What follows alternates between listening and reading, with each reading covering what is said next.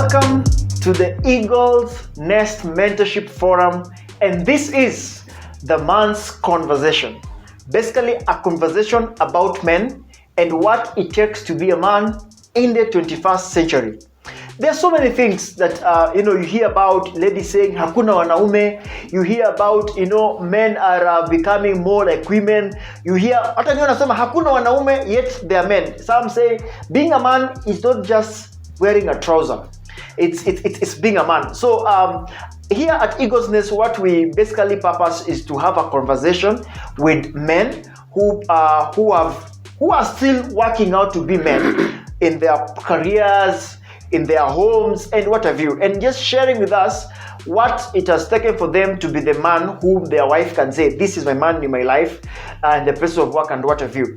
And my guest is not somebody new. If you've been watching our clips, if you've been watching our part 1, 2, 3 of this month's conversation, of this month 21st century marriage conversation, this is not a new man to you. This is our one and only Mr. Reverend Gatheca Gamate. By the way, he loves meat. Huyu jamaa anapenda nyama. Masai. Even Masai, my friend. Masai himself, he loves meat, and this guy is an inspiration. This guy is an inspiration. I mean, if you are to know him, there's some things can never be said on camera. They can be said when you're in the personal space. Someone can pour out their inner self to them, and if you get to meet them, they are very amazing.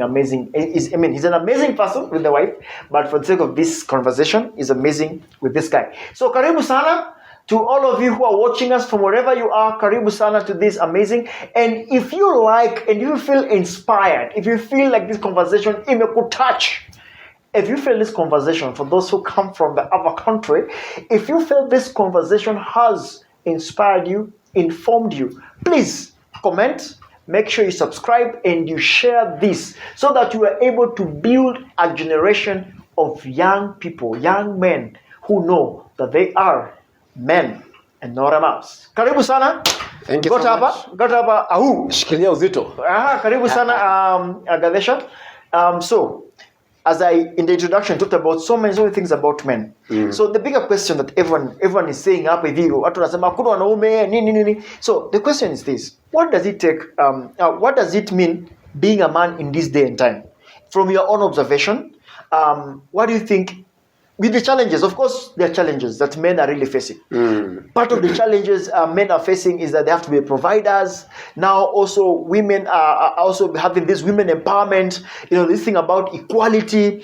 And the man is feeling these pressures here, there, and there. That's all in pressures. And I know even you have also your own pressures, which sometimes you can't share even with your wife, but it's your own pressure as a family man, at the place of work. So you wonder, what will it take, or what does it take for a man to remain to be a man in this 21st century?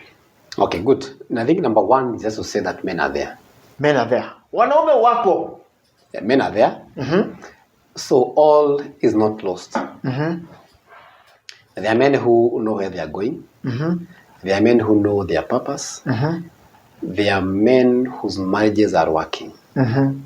So of course I've heard that people saying, that, especially ladies saying that there are no men, but I believe men are there. Men are there. Maybe they need to look right. Oh, they're looking left. They need to look.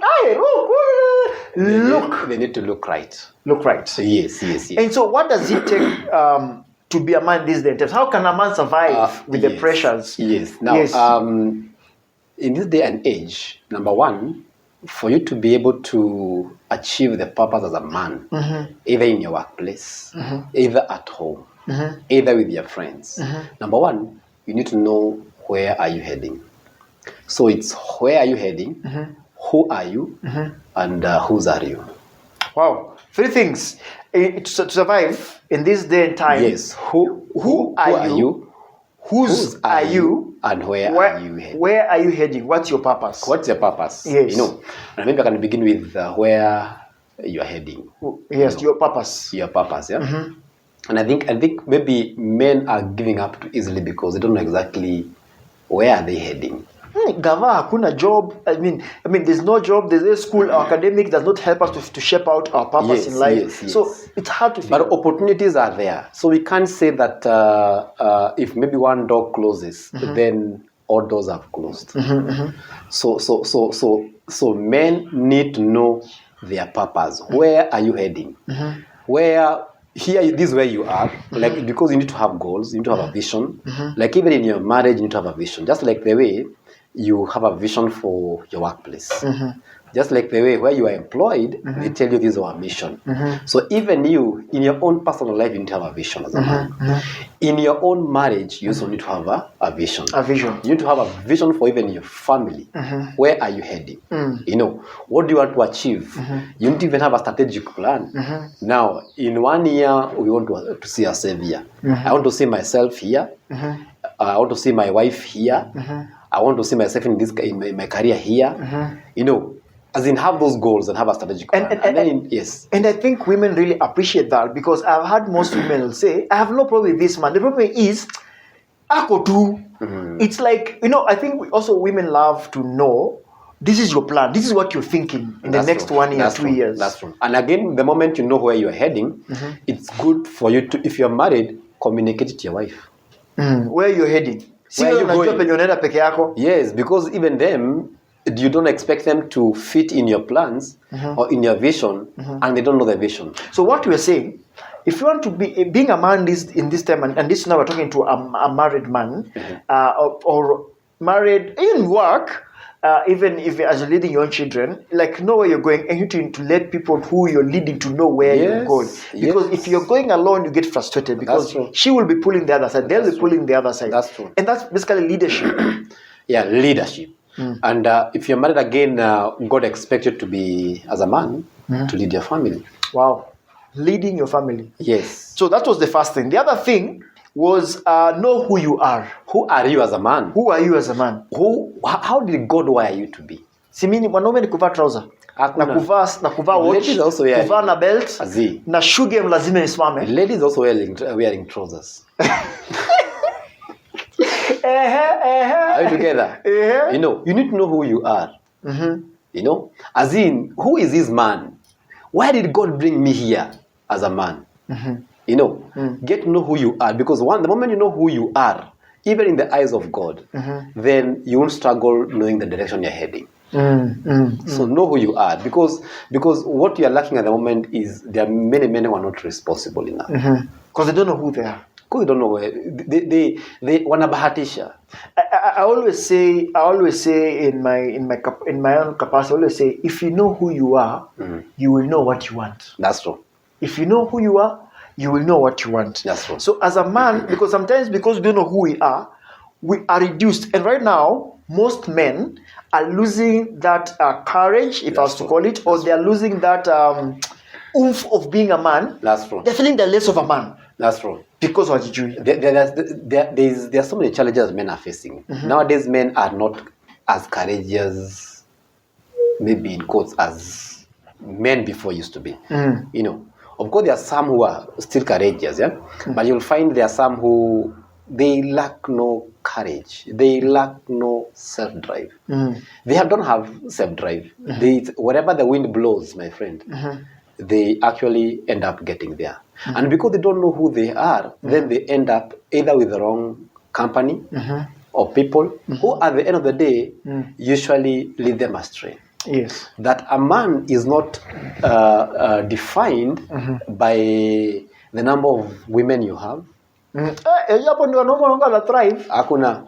know, a man is not defined by the amount of money you have in your wallet. In your wallet, yes. You see, no. A man is defined by how responsible are you. As in, when it comes not to things of God, who are you in the eyes of God? Yes. You see, no. You know, how responsible are you in your family? You know, are you achieving your purpose and your goals and your vision that God has given you? You see, no. Yes, yes. You know, are you taking care of your family as God would? Or as God tells you should? Yes, Those are the things should be define a man. And the third thing was whose are you? Whose are you? Yes. You know, and that's what I was saying now. Okay, maybe the whose and who, so they're somehow connected, Whose are you? You know, And I think at the end of the day, for you to be able to, as a man, to achieve everything that you are intended to achieve, you need to know where are you coming from. God didn't just bring you to this world to come and occupy space and time. Wanasemaga matter occupy space. No, there's nothing like that. There is a serious purpose. There is something beyond. There is something that you as a man can only you achieve. I cannot achieve on your behalf. Yes. Because they are not two people who are the same. They are not two men who are the same. Men, the way God has wired us as men, we are wired to actually be able to accomplish different things for God and for our families.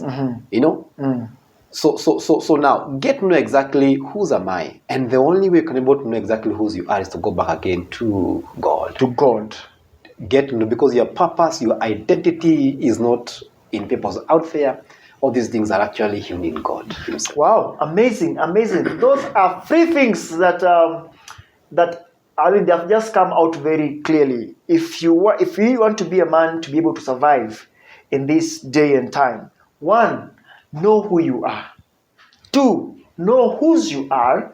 And 3, know your purpose. Where are you going?